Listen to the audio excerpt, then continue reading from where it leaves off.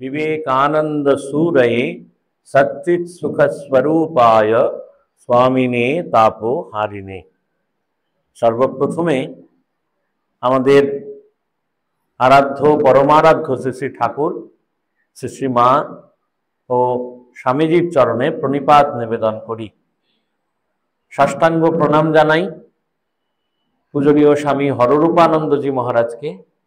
महाराज आमादेर विद्यालयेर कयेकजन मास्टरमशाई ओ आमाके आसते बोलेছিলেন, আমরাও সময় সুযোগ মতো আজকে আসার চেষ্টা করেছি এবং আজকে সকাল থেকেই সুযোগ হয়েছিল আমাদের এই বিদ্যালয় সংশ্লিষ্ট যে অভিভাবক অভিভাবিকা বৃন্দ যারা রয়েছেন তাদের সঙ্গে সাক্ষাৎ করার, কথা বলার এবং পরবর্তী সময় আরেকটি সুযোগও হলো এই পার্শ্ববর্তী অনেক প্রাচীন সুপ্রাচীন গোহালডাঙ্গা হাই স্কুল, যেটির প্রতিষ্ঠা 1862 খ্রিস্টাব্দে, সেই স্কুলেও কিছু ছেলে মেয়ের সঙ্গে ছাত্রছাত্রীর সঙ্গে আমাদের সাক্ষাৎ করার, কথা বলার এবং ইতিমধ্যেই আমাদের শিক্ষকেরা এই যে শিক্ষাতীর্থ সারস্বত সাধন ক্ষেত্র তার যে কয়েকজন মাস্টারমশাইরা রয়েছেন তাদের সঙ্গে কথা বলেছেন, তাদের প্রশিক্ষণ দেবার চেষ্টা করেছেন। সব মিলিয়ে আজকের দিনটি আমাদের এর মধ্যে দিয়েই কেটেছে। এই সন্ধ্যারতির পর আমরা যদি একটু ভগবানের কথা শুনি, ভগবান নরঋষি, ভগবান একেবারে নর ঋষি, অর্থাৎ তিনি নরদেহ ধারণ করে সেই ঋষি এই যুগে অবতীর্ণ হয়েছিলেন এবং স্বয়ং তার গুরু ভগবান শ্রীরামকৃষ্ণদেব তার নিজ শিষ্যকে সপ্তর্ষির অবতার বলছেন নর ঋষি বলছেন। আমরা এটি খুব একটা এই ধর্মের ইতিহাসে বা গুরু শিষ্যের পারম্পর্যের যে ইতিহাস তাতে খুব একটা দেখি না। দেখি গুরুই শিষ্যকে যেন একেবারে নতমস্তকে স্বাগত জানাচ্ছেন। ভগবান শ্রীরামকৃষ্ণদেব তার এই গুরু, তার এই শিষ্যকে একেবারে প্রথমেই চিনেছিলেন, নির্দিষ্ট করতে পেরেছিলেন এবং নির্দিষ্ট করার সাথে সাথে তার যে মূল ঐতিহ্য বা মূল বক্তব্য তা কিন্তু প্রেরণ করলেন। মূল বক্তব্য প্রেরণ করার জন্য তো একটি সিস্টেম চাই, তাই তো? বক্তব্য যদি কোনো সাধারণ সভা হয় বা কোনো সম্মেলন হয় বা কোনো সংগঠন হয়, তা প্রত্যেকটি সংগঠনের তো একটি মূল বক্তব্য থাকে, এইমস অ্যান্ড অবজেক্টিভ থাকে। ঠিক এই অবতার পুরুষ যখন এলেন, শ্রীমদ্ ভগবদ গীতায় বলা হচ্ছে যে ধর্ম সংস্থাপনার্থায় সম্ভবামি যুগে যুগে। অবতার কখন আসেন? যখন ধর্ম সংস্থাপনের প্রয়োজন পড়ে। এই ধর্ম সংস্থাপনের প্রয়োজনে ভগবান শ্রীরামকৃষ্ণ এই কামারপুকুরে, হুগলি জেলার কামারপুকুর গ্রামে এলেন এবং পরবর্তী সময়ে যদি আমরা দেখি এই জীবনটা, এখানে ছোট ছোট ছেলেমেয়েরা আছে, এরা বোধহয় গদাধর অভ্যুদয় প্রকল্পের ছাত্রছাত্রী, তাই তো? বিবেকানন্দ অভ্যুদয় প্রকল্প ভ্যাপের ছাত্রছাত্রী। সবারই একটু সাধারণ ধারণা হয়তো আছে যে শ্রীরামকৃষ্ণ দেবের ছোট্ট গদাইয়ের জন্ম হলো কামারপুকুরে, তারপর রামকুমার চট্টোপাধ্যায় অর্থাৎ দাদার হাত ধরে এই ছোট্ট গদাই চলে গেলেন কলকাতায়। প্রথমে থাকলেন কলকাতার ঝামাপুকুরে, পরবর্তী সময়ে তো ইতিমধ্যে দক্ষিণেশ্বরে রানী রাসমণির মন্দির প্রতিষ্ঠা হয়ে গেছে।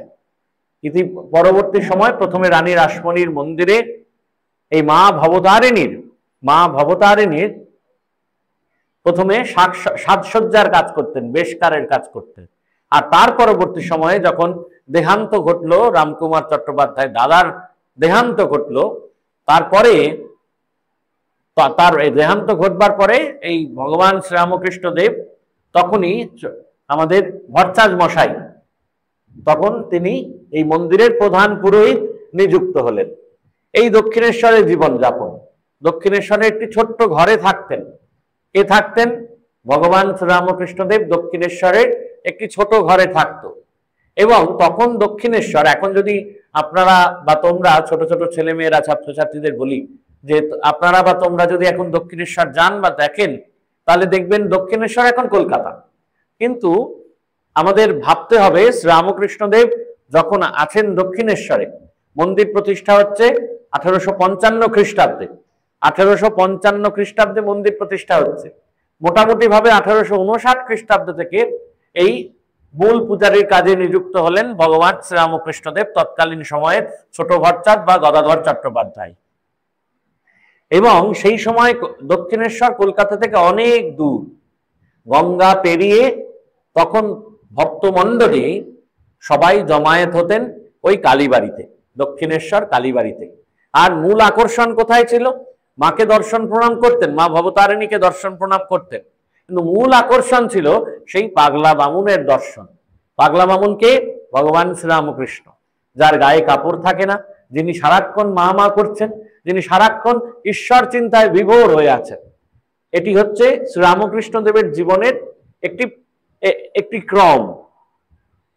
কামারপুকুরে জন্ম, দক্ষিণেশ্বরে দাদার হাত ধরে, বড় দাদার হাত ধরে আগমন, প্রথমে দক্ষিণেশ্বরে মায়ের মন্দিরে সাজসজ্জার কাজ করা, সাজসজ্জার কাজ করা, বেশকারের কাজ করা, পরবর্তী সময় প্রধান পুরোহিত নিযুক্ত হওয়া। ইতিমধ্যেই সাধন পদ্ধতি শুরু হয়েছে। পরবর্তী সময়ে 24 বছর বয়সে গদাধরের কামারপুকুরে এসে বিবাহ সম্পন্ন হয়েছে। আবার ফিরে গেছেন দক্ষিণেশ্বর। দক্ষিণেশ্বরে ফিরে যে গেছেন, এই দক্ষিণেশ্বরে একটা অদ্ভুত মেলা বসতে শুরু করলো। কলকাতার প্রচুর মানুষ, বিদ্বজ্জন, যারা জ্ঞানীগুণী মানুষ, তারা দক্ষিণেশ্বরে আসতে থাকলেন।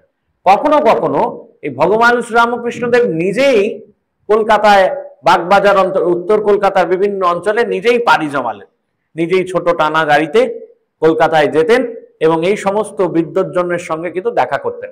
এই যে বীরসিংহগ্রাম খুব অনতি দূরে, বিদ্যাসাগর মহাশয়ের সঙ্গে কিন্তু সাক্ষাৎ হয়েছে আমাদের ভগবান শ্রীরামকৃষ্ণ দেবের, এবং দীর্ঘ সাক্ষাৎ হয়েছে। আমরা সেটি কথামৃতে পাই বা অন্যান্য কথাও পাই।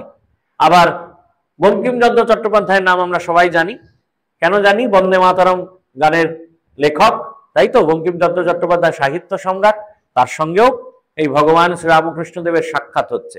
আবার একই সঙ্গে মাইকেল মধুসূদন দত্ত, তার সঙ্গে যদিও ঠাকুর কথা কইতে পারেননি, কিন্তু তারও সঙ্গে সাক্ষাৎ হচ্ছে। অর্থাৎ বোঝাই যাচ্ছে কলকাতার তৎকালীন সমাজের যারা বিদ্বজ্জন, যারা জ্ঞানীগুণী মানুষ, তাদের সঙ্গে ভগবান শ্রীরামকৃষ্ণ দেবের সাক্ষাৎ হওয়া শুরু হলো। ইতিমধ্যে দক্ষিণেশ্বরে এসে জুটলেন একদল যুবক। এই যতজন যুবক শ্রীরামকৃষ্ণ সকাশে আসার সুযোগ পেয়েছিলেন, তাদের প্রত্যেকের প্রায় ছবি আমরা এখানে দেখতে পাই। একটু ছোট ছোট ছেলেমেয়েরা তোমরা লক্ষ্য করে দেখবে, এখানে স্বামী শারদানন্দজি আছেন, স্বামী শিবানন্দজি আছেন, স্বামী ব্রহ্মানন্দজি আছেন, স্বামী রামকৃষ্ণানন্দজি আছেন। এরা সবাই একদল যুবক, সদ্য স্কুল পাশ করা যুবক। তারা দক্ষিণেশ্বরে কোনো না কোনো ভাবে শ্রীরামকৃষ্ণের সাথে এসে সাক্ষাৎ করলেন, অথবা শ্রীরামকৃষ্ণদেব যখন কলকাতায় যেতেন তখন শ্রীরামকৃষ্ণের সঙ্গে সাক্ষাৎ হলো। ঠিক এইরকম ভাবেই 1881 খ্রিস্টাব্দে ভক্তপ্রবর সুরেন্দ্রনাথ মিত্রর বাড়িতে শ্রীরামকৃষ্ণের সঙ্গে প্রথম সাক্ষাৎ হচ্ছে তৎকালীন সময়ের নরেন্দ্রনাথ দত্তের। নরেন্দ্রনাথ দত্তকে, যিনি পরবর্তী সময়ের আমাদের কে? স্বামীজি, স্বামী বিবেকানন্দ। 1881 খ্রিস্টাব্দে নরেন্দ্রনাথের সঙ্গে প্রথম সাক্ষাৎ শ্রীরামকৃষ্ণের, এটি প্রথম। এবং তার পরবর্তী সময়ে যখন নরেন্দ্রনাথ সদ্য কলেজ শুরু করেছেন, কলেজে পড়া শুরু করেছেন, তার মনে একটা বিরাট উচাটন চলছে। মনে মনে ভাবছেন আদৌ ঈশ্বর আছেন কিনা। উথাল পাতাল অবস্থা, ভগবান ভগবান বলে সবাই, আদৌ কেউ ভগবানকে প্রত্যক্ষ করেছেন, কেউ কি দেখেছেন? এরকম মনে প্রশ্নের বারবার উকি দেয়, ছটফট করতে থাকেন। ইংরেজির একটি ক্লাসে একজন অধ্যাপক এই শ্রীরামকৃষ্ণের সন্ধান দিলেন। কাকে? নরেন্দ্রনাথ দত্তকে। বললেন, যদি জানতে চাও, যদি ভগবান দেখেছেন বা ভগবান কি সত্যই আদৌ আছেন, এ বিষয়ে যদি সঠিক উত্তর পেতে চাও, তাহলে চলে যাও দক্ষিণেশ্বরে। দক্ষিণেশ্বরে গেলেন, দেখা হলো সেই পাগলা বামুনের সঙ্গে, আলুথালু বেশ। কিন্তু প্রথম দর্শনেই খুব মোহিত হলেন না। প্রথম দর্শনেই শ্রীরামকৃষ্ণকে গুরুরূপে বরণ করতে পারলেন না। মনের মধ্যে সংশয় এলো, গায়ে কাপড়ের ঠিক নেই, সারাক্ষণ মা মা করছেন, একটু অদ্ভুত পাগলাটে অবস্থা। স্বামীজির খুব একটা নরেন্দ্রনাথ দত্তের প্রথম দিকেই খুব একটা পছন্দ হলো না, বা হৃদয় থেকে মেনে নিতে পারলেন না। আবার গেলেন, সাক্ষাৎ হলো, কথা হলো, জিজ্ঞাসা করলেন, সেই প্রশ্ন রাখলেন যে আপনি কি ভগবানকে দেখেছেন? শ্রীরামকৃষ্ণদেব উত্তর দিলেন, হ্যাঁ দেখেছি, আর চাইলে তোকেও দেখাতে পারি।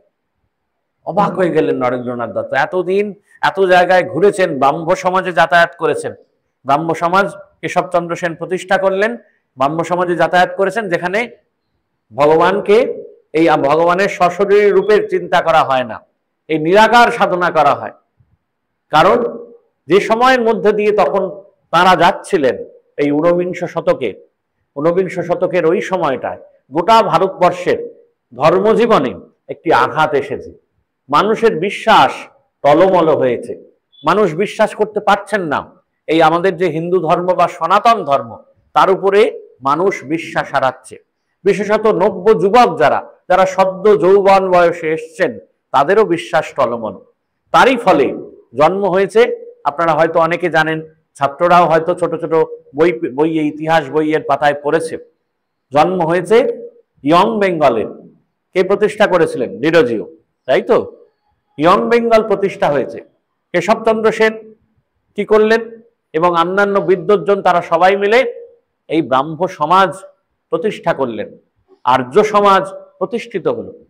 এই এতগুলো সমাজ প্রতিষ্ঠিত হচ্ছে কেন? কারণ মানুষের ধর্মভাব টলমল করছে। আর কি হচ্ছে? আর সম্প্রদায়ের মধ্যে বিভেদ তৈরি হচ্ছে। সেই জায়গা থেকে এই ভগবান আদৌ আছেন কিনা প্রশ্ন উঠল নরেন্দ্রনাথের মনে। ছটপট করলেন, গেলেন দক্ষিণেশ্বরে, সাক্ষাৎ করলেন শ্রীরামকৃষ্ণের সঙ্গে, উত্তর পেলেন, বললেন, আমি ভগবান দেখেছি আর তোকেও দেখাতে পাই। স্বামীজি অবাক হয়ে গেলেন, যেও সম্ভব। একটা অমোঘ স্পর্শ করলেন, তিনি দেখছেন সমগ্র বিশ্ব ব্রহ্মাণ্ড ঘুরতে থাকছে, সেখানে মা নেই, বাবা নেই, যেন এক বিশ্ব ব্রহ্মাণ্ড, এক শক্তি। স্বামীজি নরেন্দ্রনাথ হাত জোর করে শ্রীরামকৃষ্ণের কাছে প্রার্থনা জানালেন, প্রভু এ কি করলেন? আমার যে বাড়িতে মা আছে, বাপ আছে, যেন যে শক্তিতে পৃথিবী চলছে সেই শক্তি অনুভব করলেন নিজের হৃদয়ে স্বামী বিবেকানন্দ। যেন মনে হলো এই বিশ্ব ব্রহ্মাণ্ডে সমস্ত বন্ধন খসে গেল, একেবারে বন্ধন ছিন্ন হয়ে গেল। স্বামীজি বুঝলেন যে পাগলা বামুন নয়, এ সত্যিই প্রত্যক্ষ করেছেন ভগবানকে। তারপরের গল্পটা, তারপরের ইতিহাসটা আরো সুন্দর, আরো চমকপ্রদ। আমি একটা ছোট্ট ঘটনা বলি। শ্রীরামকৃষ্ণদেব একটি ছোট্ট ঘরে বসে আছেন, আর প্রচুর ভক্তদের সমাগম হয়েছে ছোট্ট ঘরে। সেখানের যে ছোট্ট খাট পাটাতন, তাতে শ্রীরামকৃষ্ণদেব বসে আছেন, ভক্তেরা সবাই মেঝেতে বসে আছেন, কথা চলছে, ঈশ্বরীয় আলোচনা চলছে। সেদিন ঘরে অনেকজন বৈষ্ণব ভক্তরা এক জায়গায় হয়েছিলেন। শ্রীরামকৃষ্ণদেব জিজ্ঞাসা করছেন, প্রকৃত বৈষ্ণবের ধর্ম কি, বৈশিষ্ট্য কি? প্রত্যেক মানুষেরই তো বৈশিষ্ট্য থাকে, তেমন যারা প্রকৃত বৈষ্ণব, যারা বিষ্ণুর সেবক, তার বৈশিষ্ট্য কি? বৈষ্ণব, যিনি ধর্মপ্রাণ বৈষ্ণব, তিনি বললেন বৈষ্ণবের 3টি গুণের কথা। প্রথম গুণ বললেন নামে রুচি। আমরা তো ভগবানের নাম করি, তাই তো? আমরা আল্লাহর উপাসনা করি, আমরা যিশুর উপাসনা করি তো, তাহলে তার নামে আমাদের রুচি থাকা চাই। অর্থাৎ প্রথম গুণ, বৈষ্ণব যিনি হবেন, প্রকৃত বৈষ্ণব যিনি হবেন, তার নামে রুচি থাকবে। দ্বিতীয় গুণের কথা বলছেন। দ্বিতীয় গুণ কি বলছেন? বৈষ্ণব পূজন। যারা বৈষ্ণব, যারা বিষ্ণুর উপাসক, বিষ্ণুর সেবক, তাদের পূজন। আর তৃতীয় গুণ বলছেন জীবে দয়া। কি বললেন তৃতীয় গুণের কথা? কি বললেন? জীবে দয়া। এই জীবে দয়া, এই কথা, দুটি শব্দ শুনে শ্রীরামকৃষ্ণদেব অত্যন্ত বিরক্ত হলেন, রেগে গেলেন, ধিক্কার দিয়ে গালাগাল করে বললেন, তুই শালা কীটাণুকীট, তুই জীবে দয়া করবার কে? শ্রীরামকৃষ্ণদেব বলছেন।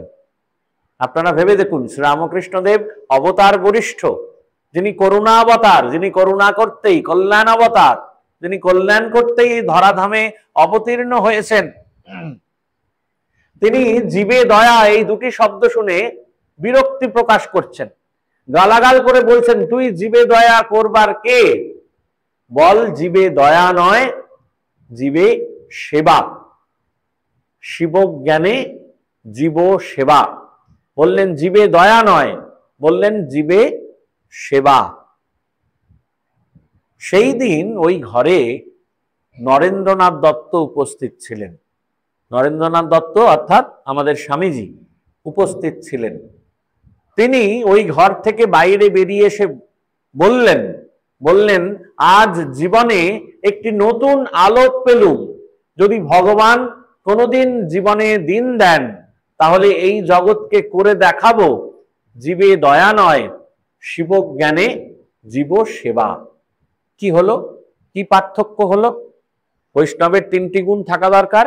তৃতীয় গুণে এসে শ্রীরামকৃষ্ণদেব হোঁচট খেলেন, জীবে দয়া শুনে বিরক্তি প্রকাশ করলেন, বললেন জীবে দয়া নয়, জীবে সেবা। আর নরেন্দ্রনাথ ঘর থেকে বাইরে বেরিয়ে এসে বললেন জীবনে একটি নতুন আলোক পেলুম, জীবে দয়া নয়, শিব জ্ঞানে জীব সেবা।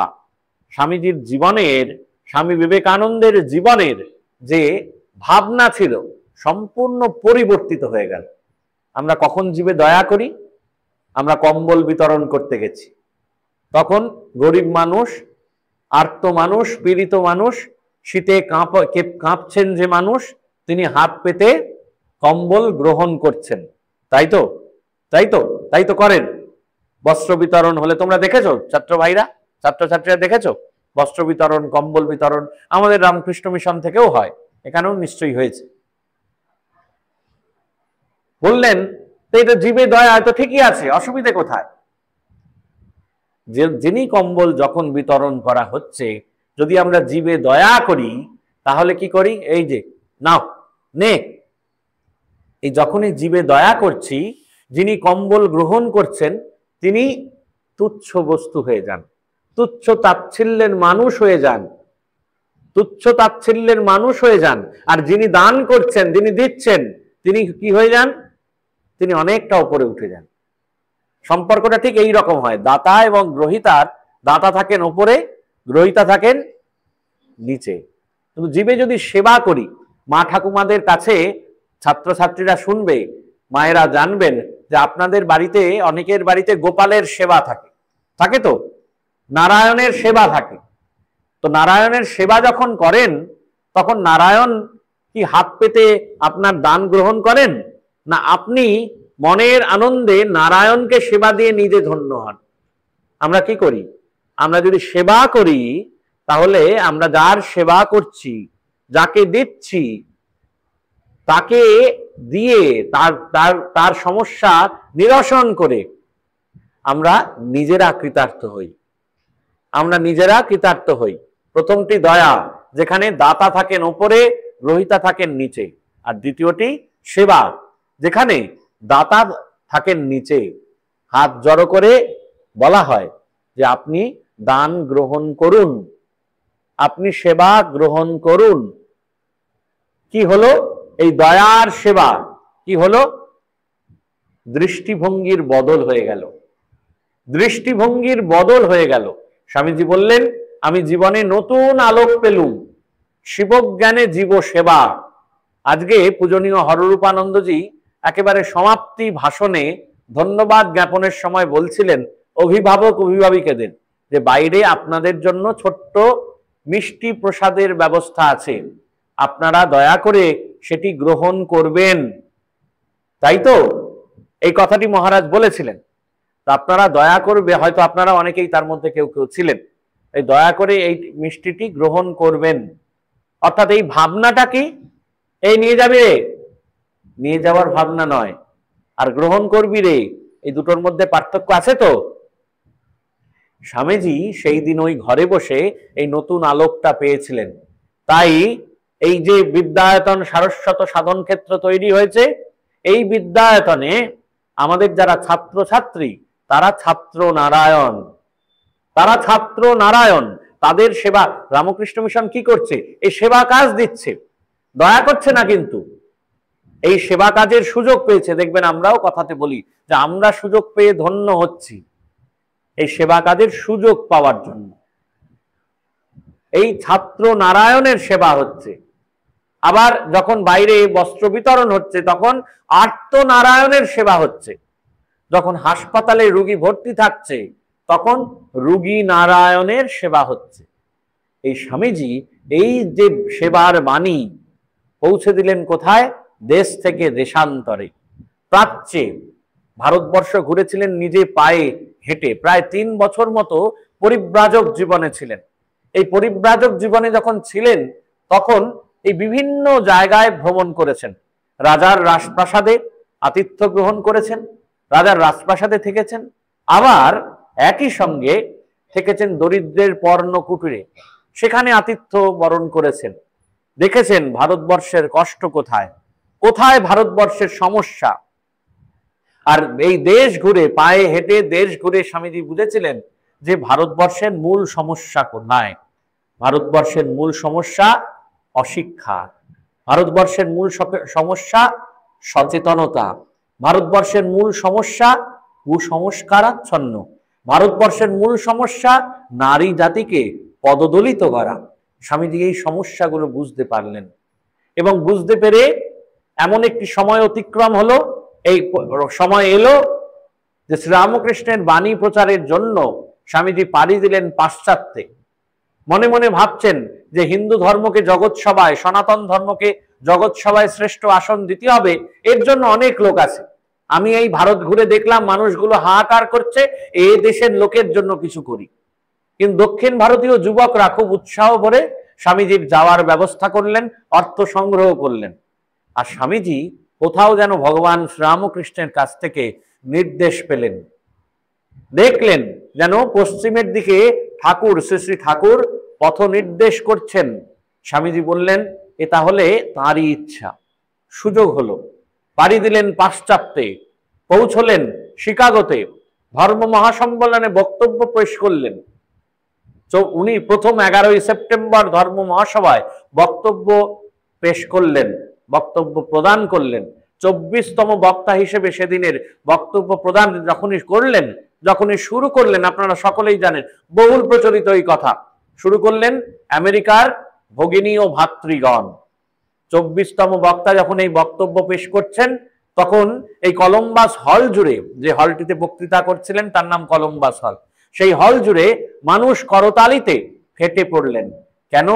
দেখলেন প্রথম একজন কোন ধর্মীয় নেতা যিনি আপামর জনসাধারণকে ভগিনী এবং ভাতৃগণ বলে সম্বোধন করলেন। এ শুধু স্বামীজির আলংকারিক কিছু শব্দপুঞ্জ নয়, এই স্বামীজির হৃদয় মথিত ভালোবাসার বহিঃপ্রকাশ। স্বামীজি বললেন, হে আমেরিকার ভগিনী ও ভাতৃগণ। তাদের এই সম্বোধনেই তারা এই কলম্বাস হলের অত মানুষ সবাই সম্মোহিত হয়ে গেলেন, সম্মোহিত হয়ে গেলেন। এবং তারপর কি করলেন? তারপর এই ভারতের জয়গাথা, ভারত কিভাবে এতদিন ধরে সমগ্র ধর্মকে, সমস্ত জাতিকে কিভাবে আশ্রয় দিয়েছেন, ভারত কি করেছেন, গোটা জগৎকে সহিষ্ণুতার মন্ত্র দিয়েছেন, তার কথা সেই বিশ্বের মঞ্চে দাঁড়িয়ে স্বামী বিবেকানন্দ সগর্বে ঘোষণা করলেন। সনাতন ধর্মের কথা ঘোষণা করলেন, বললেন যে এই ভারত ভূমি পুণ্যভূমি। স্বামীজিকে একবার জিজ্ঞাসা করা হয়েছিল, স্বামীজি আপনি তো এত দেশ ঘুরে এলেন, এবার মাতৃভূমির সম্পর্কে আপনার কি ধারণা হয়? স্বামীজি বললেন যে ভারতবর্ষ থেকে পাশ্চাত্যে পাড়ি দেওয়ার আগে আমার ভারতবর্ষকে পুণ্যভূমি বলে জ্ঞান হতো। এখন ভারতবর্ষে ফিরে এসে আমার মনে হয় এই ভারতবর্ষ তো পুণ্যভূমি বটেই, কিন্তু ভারতবর্ষের প্রতিটি ধূলিকণা অত্যন্ত পুত পবিত্র। এই ভারত মাতার প্রতি এই শ্রেষ্ঠ, ভারত মাতাকে শ্রেষ্ঠ অভিধায় অভিহিত করছেন স্বামী বিবেকানন্দ।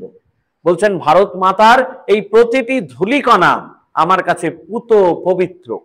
এবং ভারতবর্ষের যে গৌরব গাথা স্বামীজি বলছেন বক্তব্যে, বক্তৃতায় বলছেন, যখন বিদেশ থেকে ফিরে এসছেন, কলম্বো থেকে এই আলমোড়া পর্যন্ত স্বামীজি বক্তব্য প্রদান করছেন, বিভিন্ন জায়গায় সংবর্ধনা হচ্ছেন।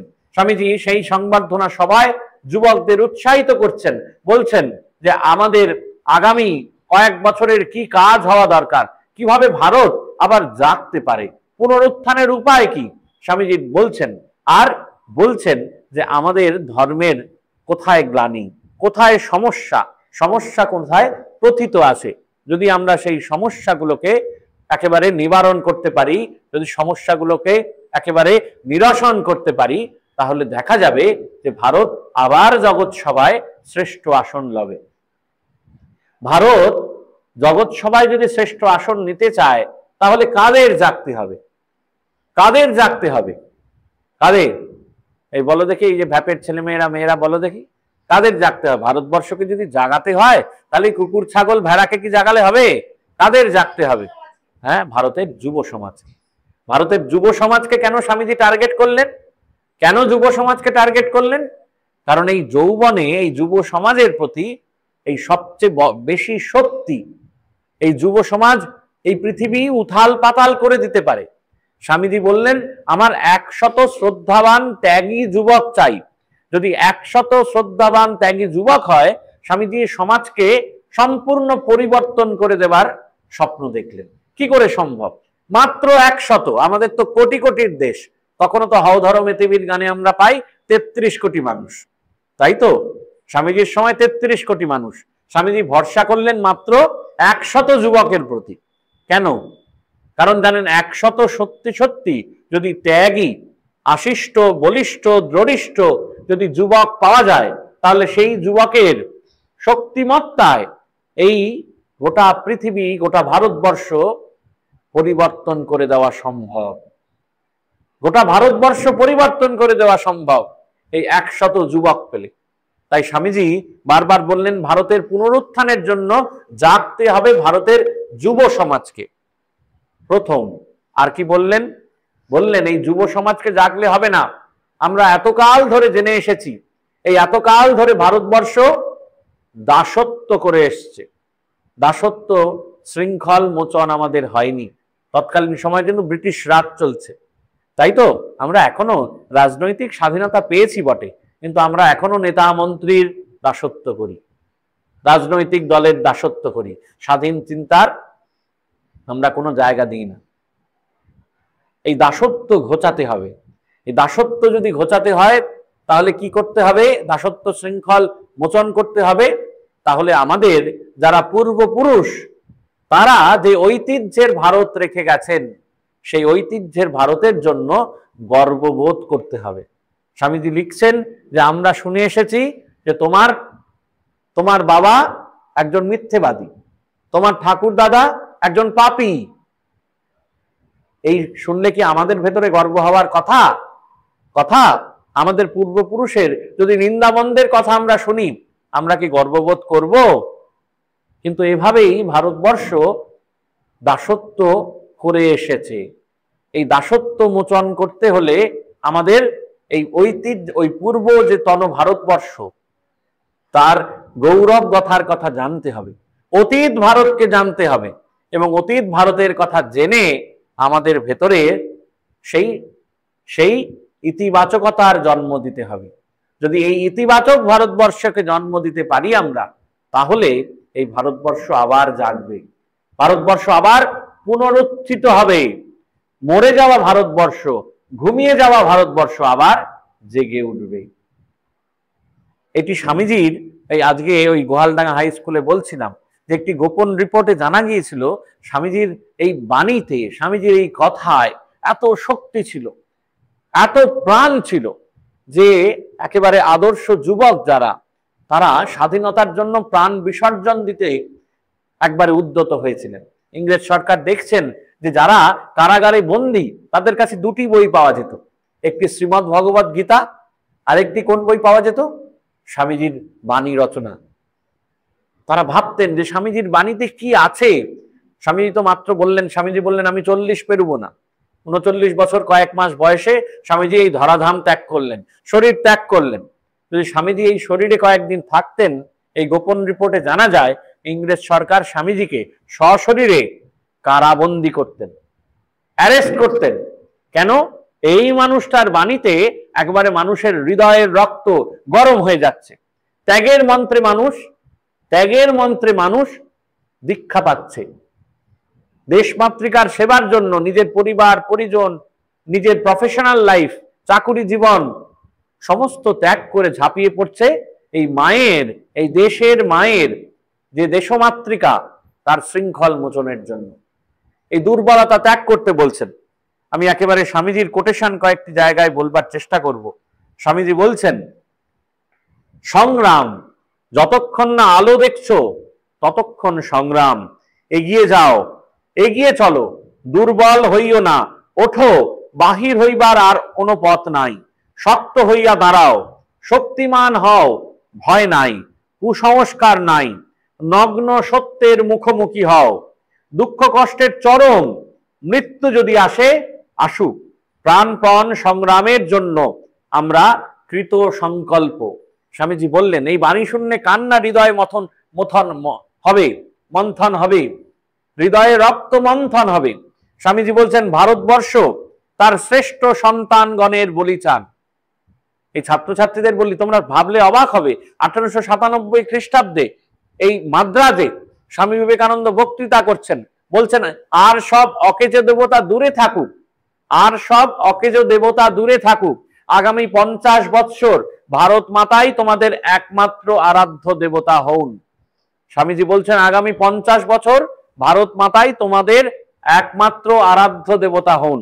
হিসেব করো, 1897 থেকে 50 বছর, আমরা কবে স্বাধীনতা পেলাম? কত বছর? 1897 থেকে 1947, 50 বছর। এই 70-10টা ঋষি ঠিক বলে গেলেন যে আগামী 50 বছর এই ভারত মাতাই তোমাদের শ্রেষ্ঠ দেবতা হন, আরাধ্য দেবতা হন। স্বামীজি বলছেন, সাহস অবলম্বন করো, ভয় পাইও না, কেবল আমাদের শাস্ত্রেই ভগবানকে লক্ষ্য করিয়া অভি এই বিশেষণ প্রদত্ত হইয়াছে। অভি, এই অভি মন্ত্রে আমাদিগকে অভি অর্থাৎ নির্ভীক হইতে হইবে। স্বামীজি বললেন, আমাদিগকে নির্ভীক হইতে হইবে। আমরা বিশেষত ছাত্রছাত্রীদের জন্য বলি, আমরা নিজেকে দুর্বল চিত্ত ভাবি, কাজ করতে পারি না, কি করে পারবো, আমি দুর্বল, আমি আবার পারি নাকি, গরিব বাড়িতে জন্মেছি, আমি আবার পারি নাকি, আমার বাবা অর্ধশিক্ষিত। স্বামীজি বলছেন, দুর্বল ভাবিও না, নির্ভীক হইতে হইবে, তো আমরা তবেই কার্যে সিদ্ধি লাভ করিব। ওঠো, জাগো, কারণ তোমাদের মাতৃভূমি এই মহাবলী প্রার্থনা করিতেছেন, যুবকগণের দ্বারা এই কার্য সাধিত হইবে। আশিষ্ট, গরিষ্ঠ, বলিষ্ঠ, মেধাবী যুবকদের দ্বারাই এই কার্য সাধিত হইবে। উপনিষদ বলছেন, হে মানব, তেজস্বী হও, দুর্বলতা পরিত্যাগ করো। ভগবান শ্রীকৃষ্ণ যখন কুরুক্ষেত্রে দাঁড়িয়ে আছেন, আমরা গীতায়, শ্রীমদ্ ভগবত গীতায় 2য় অধ্যায়ে পাই, তখন অর্জুন কি করলেন, গীতার এই গল্প পটভূমি তো আমরা সবাই জানি, আপনারা জানেন তো মায়েরা, যে গীতায় যে ভগবান শ্রীকৃষ্ণ দাঁড়িয়ে আছেন কুরুক্ষেত্র যুদ্ধে, এই যুদ্ধ হব হব করছে, অর্জুন দাঁড়িয়ে আছেন, শ্রীকৃষ্ণের সখা অর্জুন দাঁড়িয়ে আছেন, কিন্তু অর্জুন ভীত সন্ত্রস্ত, তার সমস্ত আত্মীয় স্বজন সবাই পরিজন এদেরকে দেখে অর্জুন ভীত সন্ত্রস্ত। ভগবান কৃষ্ণ বললেন, হৃদয়ের এই ক্ষুদ্র দুর্বলতা ত্যাগ করো। হে অর্জুন, এই দুর্বলতা কৈব্লাম মাস্ম গাম পার্থ নৈতাত্তৈরু প্রপদ্যতে শূদ্রং হৃদয় দৌর্বল্যম ত্যাক্ত তিষ্ঠ পরন্তপ। বললেন, এই হৃদয়ের দুর্বলতা, ক্লীবতা ত্যাগ করো। এই অবতার ভগবান শ্রীকৃষ্ণ, অবতার শ্রীকৃষ্ণ বলছেন অর্জুনকে, আর ওই অর্জুন কারা? আমরা এই জীবনের যুদ্ধক্ষেত্রে অবতীর্ণ, এই কুরুক্ষেত্র আমাদের জীবন ভূমি, এই জীবনের যুদ্ধভূমি, সেখানে আমরা অবতীর্ণ হয়েছি। আর অর্জুনের সখা শ্রীকৃষ্ণ বলছেন দুর্বলতা ত্যাগ করতে। এই জীবনের দুর্বলতা, প্রতিটি ক্ষেত্রে দুর্বল হয়ে পড়ি আমরা, সাহস অবলম্বন করতে পারি না। স্বামীজিও ঠিক একই কথা বললেন উপনিষদের বাণী শোনো, বললেন, হে মানব, তেজস্বী হও, দুর্বলতা পরিত্যাগ করো। প্রতিদিন সকালে আমাদের বিদ্যালয়গুলিতে উপনিষদের মন্ত্র পাঠ হয়, বলা হয় তেজস্বী নাবধি তমস্তু, অর্থাৎ তোমাদের বলা হয় তেজস্বী নাবধি তমস্তু, তৈত্তরীয় উপনিষদে আমরা পাই, অর্থাৎ বলা হয় আমরা যেন তেজস্বী হই। স্বামীজি এক কথা বললেন, তেজস্বী হও, দুর্বলতা পরিত্যাগ করো। কিসের জোরে মানুষ উঠিয়া দাঁড়ায় ও কাজ করে? শক্তির জোরে। কিসের জোরে মানুষ উঠিয়া দাঁড়ায়, কাজ করে? শক্তির জোরে। এই বলবীর্যই ধার্মিকতা। আর স্বামীজি কি বললেন? স্বামীজি বললেন দুর্বলতাই পাপ। কি বললেন? দুর্বলতাই পাপ, অন্য কিচ্ছু পাপ নয়। বললেন দুর্বলতাই পাপ। এই মায়েদেরও বলছি, আপনারা ভাবছেন এ তো স্বামীজির কথা, যুবকদের কথা, আপনাদেরও কথা। এই দুর্বলতা পাপ, আমরা তো সর্বদা দুর্বল হয়ে যাই। এই দুর্বলতা পরিত্যাগ করতে হবে। যদি উপনিষদে এমন কোন শব্দ থাকে যাহা বজ্রবেগে অজ্ঞান রাশির উপর পতিত হইয়া থাকে, উহাকে ছিন্ন ভিন্ন করিয়া ফেলতে পারে, তবে সেটি অভি অর্থাৎ নির্ভীকতার মন্ত্র। যদি জগৎকে কোনো ধর্ম শিখাইতে হয় তবে তাহা অভি, কি ঐহিক কি আধ্যাত্মিক সকল বিষয়ে অভি, এই মূল মন্ত্র অবলম্বন করিতে হইবে। ভয় পাইও না। মনুষ্য জাতির ইতিহাসে দেখা যায় সাধারণ লোকের ভিতরেই যত কিছু মহাশক্তির প্রকাশ হইয়াছে। জগতে যত বড় বড় প্রতিভাশালী পুরুষ জন্মিয়াছেন সবই সাধারণ লোকের মধ্য হইতে, সবই সাধারণ লোকের মধ্য হইতে। আমরা আইনস্টাইনের কথা জানি তো, হ্যাঁ, জগৎ বিখ্যাত কে? বিজ্ঞানী, তাই তো, ফিজিসিস্ট, হ্যাঁ, ম্যাথমেটিশিয়ান, তাই তো। আইনস্টাইনের কথা জানি তো, হ্যাঁ। আইনস্টাইন খুব বিরাট বড়লোকের বাড়ির ছেলে ছিলেন না। এমনকি ক্লাস 7-এ পড়তে গিয়ে ক্লাস 7 থেকে 8-এ উঠতে পারেননি, ফেল করেছিলেন।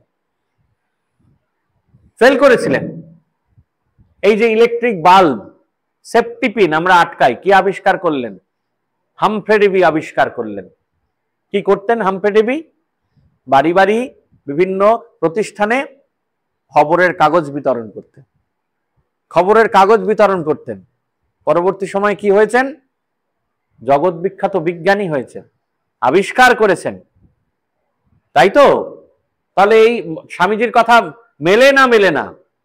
এই সাধারণ মানুষের, জগতের ইতিহাস সাধারণ লোকের ভিতরেই যত কিছু মহাশক্তির প্রকাশ হইয়াছে, জগতে যত বড় বড় প্রতিভাশালী পুরুষ জন্মিয়াছেন সবই সাধারণ লোকের মধ্য হইতে। আর ইতিহাসে একবার যাহা ঘটিয়াছে পুনরায় তাহা ঘটিবে। অর্থাৎ এই জগৎ জুড়ে এই সাধারণ মানুষের মধ্য থেকেই আবার ইতিহাস তৈরি হবে। যে মুহূর্তে তোমাদের হৃদয়ে ভয়ের সঞ্চার হইবে সেই মুহূর্তেই তোমরা শক্তিহীন। ভয়ই জগতের সমুদয় দুঃখের মূল। কারণ ভয় সর্বাপেক্ষা বড় কুসংস্কার। নির্ভীক হইলে মুহূর্তের মধ্যেই স্বর্গ আমাদের করতলগত হয়। স্বামীজি বলছেন একেবারে নির্ভীক যদি হতে পারি, দুর্বলতা ত্যাগ করলেই আমরা নির্ভীক হতে পারবো, তাহলে মুহূর্তের মধ্যে এই জগৎ করতলগত হয়, একেবারে হাতের মুঠোয় আসে, যদি আমরা নির্ভীক হতে পারি। এই স্বামীজির জ্বালাময়ী ভাষণ আমরা যদি শুনি তাহলে দেখব যেন এই মাত্র যেন বিস্ফোরণ হয়ে যাবে, এই মাত্র ফেটে পড়বে পৃথিবীর বুকে। এ শুনলে আমাদের হৃদয়ে শক্তির সঞ্চার হবে না? হবে। তাই তো এই হৃদয়ে শক্তির সঞ্চার হওয়ার কথা। এই হৃদয়ে যদি শক্তির সঞ্চার হতে পারে, যদি দুর্বলতাকে আমরা ত্যাগ করতে পারি, তাহলে এই দিন ভারতবর্ষকে আর থাকতে হবে না। কিন্তু এই দিনহীন ভারতবর্ষের কথা, ভারতবর্ষের ছবি এখনো আমরা প্রতিদিন দেখতে পাই, আনাচে কানাচে, খবরের কাগজে, বিভিন্ন প্রিন্ট মিডিয়ায়। কেন দেখতে পাই? কারণ আমরা নির্ভীক, আমরা দুর্বল, আমরা সৎ নই, অসৎ এর স্বাদ দিচ্ছি। তার জন্য এখনো পর্যন্ত আমাদের মুক্তি সম্ভব নয়। আমরা সর্বনাশের গহ্বর প্রান্তে আমরা উপনীত হয়ে যাচ্ছি। তাই এই সর্বনাশের গহ্বর প্রান্ত থেকে যদি বেরিয়ে আসতে হয়, তাহলে এই স্বামীজির বাণী পড়তে হবে, স্বামীজির শক্তি মন্থন করা বাণী পড়তে হবে, যে বাণী আমাদের শক্তি যোগাবে। আর এই যে বললাম এক্ষুনি বিস্ফোরণের মতো ফেটে পড়া স্বামীজি, শুধুমাত্র বিস্ফোরণের মতো ফেটে পড়বার, শুধু তির্যক কঠিন কঠিন কথাই বলেননি, একটি সুকোমল বৃত্তি ছিল স্বামীজির ভেতরে। স্বামীজি আছেন দার্জিলিংয়ে, গেছেন দার্জিলিংয়ে স্বাস্থ্যোদ্ধারের জন্য। চড়াই উতরাই পাহাড়ের পথ, চড়াই উতরাই পাহাড়ের পথে দেখছেন একজন ভুটিয়া মা, ভুটিয়া অর্থাৎ যারা ওই সোয়েটার টোয়েটার বিক্রি করেন, দেখছেন ভুটিয়া মা, তিনি এই চড়াই উতরাই উঁচু নিচু চড়াই উতরাই পথে উঠতে গিয়ে হোঁচট খাচ্ছেন, হোঁচট খেতে খেতে পড়ে গেলেন। ওই বৃদ্ধা মহিলা খুব কষ্ট পেলেন হোঁচট খেয়ে পড়ে গিয়ে। এই কোমল হৃদয় স্বামী বিবেকানন্দ সেই ভুটিয়া মায়ের ওই কষ্ট দেখে অশ্রু বিসর্জন করছেন, কাঁদছেন। এই অনুভূতি প্রবণ স্বামী বিবেকানন্দকে আমাদের পাওয়া দরকার।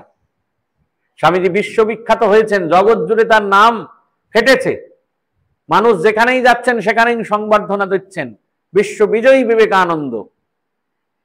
কি হলো? এই বিশ্ববিজয়ী বিবেকানন্দ একবার দেওঘরে আছেন, দেওঘরে তার বন্ধুর বাড়িতে আতিথ্য গ্রহণ করেছেন। বিকেলবেলা সান্ধ্য ভ্রমণের, বৈকালিক ভ্রমণের জন্য বেরিয়েছেন। একজন ছোট্ট শিশু, ছোট্ট বাচ্চা, তিনি, এই ছোট্ট বাচ্চাটির জুতোর ফিতে খুলে গেছে। বিশ্ববিজয়ী বিবেকানন্দ কি করছেন? সেই রাজপথের মধ্যে দাঁড়িয়ে ওই ছোট্ট বাচ্চাটির হাঁটু গেড়ে উবু হয়ে বসে সেই বাচ্চাটির জুতোর ফিতে বেঁধে দিচ্ছেন। এই কোমল হৃদয় বিবেকানন্দ, এই অভিমানহীন বিবেকানন্দ, দেখবে কি রাস্তায় দাঁড়িয়ে খুব বড় নেতা অন্য কারো ছোট বাচ্চার জুতোর ফিতে বেঁধে দিতে দেখতে পাই? পাই না। চড়াই উতরাই পথে যাচ্ছেন, সঙ্গে স্বামীজির সঙ্গে আছেন স্বামী সদানন্দ মহারাজ। স্বামী সদানন্দ স্বামীজির প্রথম শিষ্য বলে ধরা হয়। স্বামী সদানন্দ মহারাজ ছিলেন একটি রেল স্টেশনের স্টেশন মাস্টার।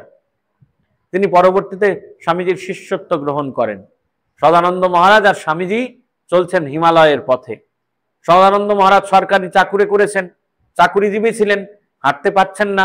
হিমালয়ের পথ মানে কি খুব সোজা সরল পথ তা নয়, বন্ধুর পথ, এবড়ো খেবড়ো পথ, চলতে পারছেন না, যন্ত্রণা হচ্ছে। পায়ে গামবুট, পায়ের জুতোর ভারেই অবসন্ন হয়ে পড়ছেন, গামবুটের জুতোর ভারে। স্বামীজি তার গুরু, স্বামীজি কি করছেন? সদানন্দ মহারাজের জুতো নিজের কাঁধে তুলে নিলেন। গুরু শিষ্যের জুতো কাঁধে তুলে নিলেন, বললেন চল, হিমালয়ের পথে এগিয়ে গেলেন। এই বিবেকানন্দ, এই কোমল হৃদয়, অনুভূতি প্রবণ, শিষ্যগত প্রাণ বিবেকানন্দ, তাকে আমাদের ধরতে হবে। যদি এই বিবেকানন্দকে আমরা রোজ ভাবি, রোজ পুজো করি, রোজ ধ্যান করি, তাহলে আপনারা দেখবেন আমাদের হৃদয়ের পরিবর্তন হতে বাধ্য। ওই যে বললেন, ভগবান যদি কোনোদিন দিন দেন তাহলে জগৎকে করে দেখাবো দয়া নয় সেবা। স্বামীজি ওই শিষ্যকে কি জ্ঞানে সেবা করলেন? শিষ্য জ্ঞানে কি? হ্যাঁ, আত্মজ্ঞানে সেবা করলেন। গামবুটটা কাঁধে তুলে নিলেন, গামবুটটা কাঁধে তুলে নিলেন। ইউরোপে আছেন স্বামীজি, দ্বিতীয়বার গেছেন, স্বামীজির শিষ্য শিষ্যারা সবাই আছেন। ভারত থেকে একটি চিঠি এলো, স্বামীজি সেই চিঠি পেলেন। স্তম্ভিত হয়ে স্বামীজি সেই চিঠি পড়ছেন, মুখটা গম্ভীর হয়ে গেল। তারপর শিষ্য শিষ্যারা দেখছেন যে স্বামীজির চোখ দিয়ে অঝোর দ্বারায় অশ্রু বিসর্জন হচ্ছে, কাঁদছেন। উৎসুক প্রবণ শিষ্য শিষ্যারা জিজ্ঞাসা করলেন, স্বামীজি, এ কি আপনার বাড়ি থেকে কোনো চিঠি এলো? এ কি আপনার কোনো আত্মীয় স্বজন বিয়োগ হয়েছে? সেই কষ্টে সেরকম কোনো সংবাদ এলো চিঠির মাধ্যমে, সেই কষ্টে আপনি অশ্রু বিসর্জন করছেন? স্বামীজি উত্তর দিচ্ছেন, না, এই চিঠিতে লেখা আছে, একজন স্বামীজির অনুরাগী লিখছেন যে ভারতের একটি স্থানে দুর্ভিক্ষ হয়েছে, সেই দুর্ভিক্ষে মানুষ খেতে না পেয়ে আত্মহত্যার শিকার হয়েছে। স্বামীজি খবরটি শুনে অশ্রু বিসর্জন করছেন। ভাবা যায় এ কি সাধারণ মানুষের হওয়া সম্ভব? এই স্বামী বিবেকানন্দ আমাদের ইন্সপিরেশন যোগায়, অনুপ্রেরণা যোগায়। যে স্বামী বিবেকানন্দ এই মানুষের ব্যথায়, মানুষের দুঃখে কষ্ট পেতেন, প্রচন্ড কষ্ট পেতেন। গিরিশচন্দ্র ঘোষ আমাদের বঙ্গভূমির, এই বঙ্গ সমাজের বিখ্যাত নাট্যকার। এই গিরিশচন্দ্র ঘোষ পরবর্তী সময়ে শ্রীরামকৃষ্ণদেবের শিষ্যত্ব গ্রহণ করেন, একেবারে মদ্যপ মাতাল। এই গিরিশ ঘোষ রামকৃষ্ণের পায়ে পড়ে একেবারে জীবনটাকে পরিবর্তন করে দিয়েছিলেন। এরকম বলরাম বসুর বাড়িতে বেদান্ত চর্চা হচ্ছে। স্বামীজি বেদ উপনিষদের কথা বলছেন, এই যে বললেন উপনিষদের শক্তির কথা বললেন, বেদ উপনিষদের কথা বলছেন। গিরিশচন্দ্র ঘোষ বলছেন, চা ভায়া, অনেক তো বেদ বেদান্ত পড়লে, কিন্তু এখনো তোমাদের বেদ বেদান্তে এই যে ভাবে যে এত মানুষ মরছে, তার কি কোনো উপায় বলে দেওয়া আছে? এই কথা শুনে স্বামীজি স্তম্ভিত হয়ে গেলেন এবং কিছুক্ষণ পর স্বামীজি কাঁদতে থাকলেন। আর ওই যে আলোচনা হচ্ছিল সেই ঘরটি ত্যাগ করে, সেই কক্ষটি ত্যাগ করে স্বামীজি বাইরে বেরিয়ে গেলেন। গিরিশচন্দ্র ঘোষ অবাক হয়ে গেলেন, তার গুরু ভাইদের বললেন, দেখেছো ভাইয়া, এই মহাপ্রাণতা দেখেছো? এই জন্যই এই নরেনকে আমি এত শ্রদ্ধা করি। এই মহাপ্রাণতা, এই বিরাট প্রাণ। তুরীয়ানন্দ মহারাজকে বলছেন প্রথমবার পাশ্চাত্যে যাওয়ার আগে, প্রথমবার বিদেশে যাওয়ার আগে, হরি ভাই, এই তুরীয়ানন্দ মহারাজের ছবি আছে, এই তুরীয়ানন্দ মহারাজ একেবারে মুখোমুখি ছবিটি তুরীয়ানন্দজি। তুরীয়ানন্দ মহারাজকে বলছেন, হ্যাঁ হরি ভাই, তোমাদের ধর্মের আমি অত শত কিছু বুঝি না, শুধু এটি বুঝি যে আমার হৃদয়টা অনেক বড় হইয়া গিয়াছে। তোমাদের ধর্মের অত তত্ত্ব কথা বুঝি না, শুধু এটুকু বুঝি যে তো আমার হৃদয়টা অনেক বড় হইয়া গিয়াছে। এই মানুষের দুঃখে, মানুষের যন্ত্রণায় এই নরঋষি নারায়ণ, এই শিবাবতার স্বামী বিবেকানন্দ, তিনি কষ্ট পাচ্ছেন, অশ্রু বিসর্জন করছেন। বেলুড় মঠে আছেন সাথে স্বামী বিজ্ঞানানন্দ।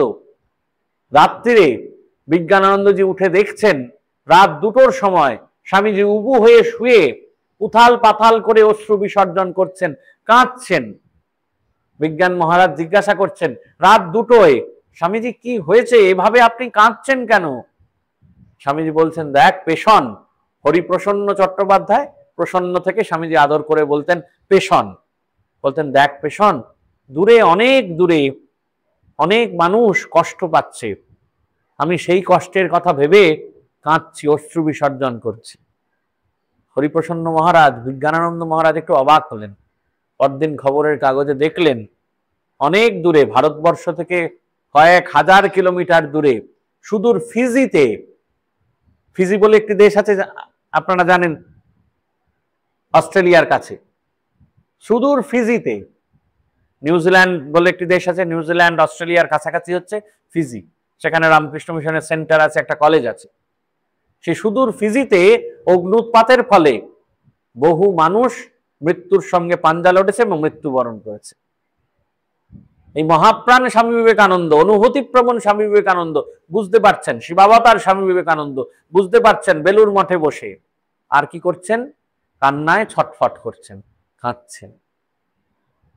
এই হৃদয় আমাদের দরকার। ভারতের যদি পুনরুত্থান সম্ভব হয়, পুনরুত্থান ভারতবর্ষকে যদি জাগাতে হয়, তাহলে সত্যই মানুষের জন্য হৃদয়টা আমার কাঁদবে, সত্যই কাঁদবে, অনুভূতিপ্রবণ হবে, মানুষের দুঃখে কষ্টে লোকে এগিয়ে যাবে। যদি এটি হতে পারে তাহলে ভারতবর্ষ জাগবেই জাগবে, কোনো শক্তি ভারতবর্ষকে থামাতে পারবে না। এই বিবেকানন্দকে আমাদের ধরতে হবে, যে বিবেকানন্দ বারবার বলছেন এই দুর্বলতা ত্যাগ করো, আর কি করো, আর দেশের দশের সেবা করো, দেশের মানুষের সেবা করো। এই দেশমাতৃকা তোমার আরাধ্য হোক মানে কি? দেশমাতৃকা তো একটা অবয়ব, ইটের মার্বেলের মূর্তি নয়। দেশমাতৃকা কাকে নিয়ে তৈরি? দেশমাতৃকা দেশের মানুষকে নিয়ে তৈরি, তাই তো? এই দেশমাতৃকার সেবা করা মানে কি? এই ভারত মাতৃকার সেবা করার মানে কি? ভারতের মানুষের সেবা করা। আর কি জ্ঞানে সেবা করতে হবে? শিবজ্ঞানে সেবা করতে হবে, মানে নারায়ণ জ্ঞানে সেবা করতে হবে, দেবতা জ্ঞানে সেবা করতে হবে। যদি দেবতা জ্ঞানে সেবা করে, দেখবেন প্রচুর মানুষ আছেন, আমরা তো প্রচুর দুর্নীতির কথা বলি, প্রচুর মানুষের স্বার্থপরতার কথা বলি, কিন্তু প্রচুর মানুষ আছেন এই পৃথিবীর আনাচে কানাচে, ভারতবর্ষের আনাচে কানাচে, যারা প্রচারের আলোয় নেই, কিন্তু নিঃস্বার্থভাবে মানুষের জন্য তার জীবনের সব সঞ্চয় বিলিয়ে দিচ্ছেন। কয়েকদিন আগেই আমাদের নরেন্দ্রপুরে একজন ভদ্রলোক এলেন, জীবনে কর্পোরেট সেক্টরে চাকরি করেছেন, দেশে বিদেশে প্রচুর পয়সা করে ইনকাম করেছেন, এখন জীবনের প্রৌঢ়ত্বে এসে পৌঁছেছেন, বয়স 61 কি 62, এসে বলছেন, মহারাজ আমাদের জীবন ধারণের জন্য বা জীবন চালনার জন্য যতটুকু অর্থ সম্পদ দরকার তা আমার আছে। আমি চাই যদি গরিব বাচ্চাদের, যদি অনেকেই তো পর্থাভাবে পড়তে পারে না, যদি গরিব মানুষের, গরিব বাচ্চাদের যদি একটু সেবা করতে পারি, যদি তাদেরকে একটু অর্থ দিয়ে সাহায্য করতে পারি। কিসের ভাবে? এই স্বামীজির ভাবে, এই নিঃস্বার্থপরতার ভাবে। এই যে বিবেকবাবু বসে আছেন, তার জীবনের সঞ্চয়, পৈতৃক ভিটে সম্পূর্ণ আশ্রম তৈরি করে দিলেন। কিসের ভাবে? কিসের শক্তিতে? এই স্বামীজির শক্তিতে। এই স্বামীজির শক্তিতে, এই স্বামীজির শক্তিতে যদি আমরা জাগতে পারি, স্বামীজিকে যদি ভালোবাসতে পারি, তাহলে নিদ্রিত ভারত জাগবে। আর নিদ্রিত ভারত যদি জাগে, তাহলে দেখব যে বলছে রাজনীতি, যুদ্ধ, বাণিজ্য বা যন্ত্রবিজ্ঞান ভারতের মেরুদণ্ড নহে। ভালো করে শুনে আমরা এটা বলেই আমরা শেষ করব। বলছেন রাজনীতি, যুদ্ধ, বাণিজ্য বা যন্ত্রবিজ্ঞান ভারতের মেরুদণ্ড নহে। ধর্ম, কেবল ধর্মই ভারতের মেরুদণ্ড। ধর্মের প্রাধান্য ভারতে চিরকাল। আমরা এখন অবনতহীন হইয়া পড়িতে পারি, কিন্তু যদি আমাদের ধর্মের জন্য প্রাণপণ করিতে পারি, তবে আমরা আবার মহৎ পদবীতে উন্নীত হইতে পারব। মহৎ পদবীতে উন্নীত হইতে পারিব। সকালে বললাম স্বামীজি শিক্ষার একটি অভিনব সংজ্ঞা দিয়েছিলেন। বললেন শিক্ষা হলো মানুষের ভেতর যে পূর্ণতা প্রথম থেকেই বিদ্যমান, তারই প্রকাশ। ঠিক তেমনই বললেন হোয়াট ইজ রিলিজিয়ান, ধর্মের কি সংজ্ঞা দিলেন? বললেন এই ধর্ম হলো মানুষের ভেতর যে দেবত্ব প্রথম থেকেই বিদ্যমান, তারই প্রকাশ। ধর্ম হলো মানুষের ভেতরে যে দেবত্ব প্রথম থেকেই বিদ্যমান, তারই প্রকাশ। স্বামীজি সেই কথাই বললেন যে ধর্মই একমাত্র ভিত্তি। ভারতবর্ষ দিনহীন, গরিব, কিন্তু পাশ্চাত্য কি দিতে পারে? পাশ্চাত্যকে ধর্ম শিক্ষা দিতে পারে, যে ধর্ম শিক্ষায় মানুষ জড়ত্ব থেকে দেবত্বে উন্নীত হয়। তার জন্যই জীবসেবা, তার জন্যই শিবজ্ঞানে জীবসেবা, শিবজ্ঞানে জীবসেবা। তাহলে এই শিবজ্ঞানটা কখন করব? যখন আমি আত্মপীড়িত মানুষের মধ্যে দেবতার উপস্থিতি অনুভব করব, বুঝতে পারবো এই আত্ম মানুষের মধ্যেই দেবতা আছেন। তিনি আছেন, শুধু মন্দিরে মসজিদে নেই, তিনি আমাদের হৃদয়ে রয়েছেন। আর এই ধর্মের ভিত্তিতেই প্রাণপণ করিয়া থাকি, তাহলে আমরা আবার মহৎ পদপথে উন্নীত হইতে পারিব। মহারাজ বলছিলেন ভারতের কিভাবে পুনরুত্থান হবে সে বিষয়ে আলোচনা হবে। স্বামীজি এক কথায় বললেন যে ধর্মই ভারতের প্রাণ। সেই ধর্মে আমরা যদি উন্নীত হতে পারি, সেই ধর্মই যদি প্রাণপণ করতে পারি, হৃদয়ের নিদ্রিত দেবতাকে, এই দেবত্বকে জাগাতে পারি, তাহলে এই ধর্মপ্রাণ ভারতবর্ষ আবার জাগবে। স্বামীজি আমাদের আপনারা যারা আছেন তাদের, আর এই ছোট ছোট ছাত্রছাত্রী যারা আছে, যারা ভবিষ্যতের ভারতবর্ষ, তাদের আশীর্বাদ করুন, দুর্বলতা ত্যাগ করিয়ে দিন, আমাদের নির্ভীকতার মন্ত্রে, সাহসিকতার মন্ত্রে আমাদের উজ্জীবিত করুন। এই প্রার্থনা করে আজকের এই আলোচনা শেষ করি। স্বামীজির কাছে প্রার্থনা করি, ওম পরতত্ত্বে সদা লীন রামকৃষ্ণ সমাগ্রয়া যো ধর্ম স্থাপনরত বীরে সন্তান নমাম্যহম। স্বামীজি আমাদের শক্তি দিন, স্বামীজি আমাদের মুক্তি দিন, এই প্রার্থনা।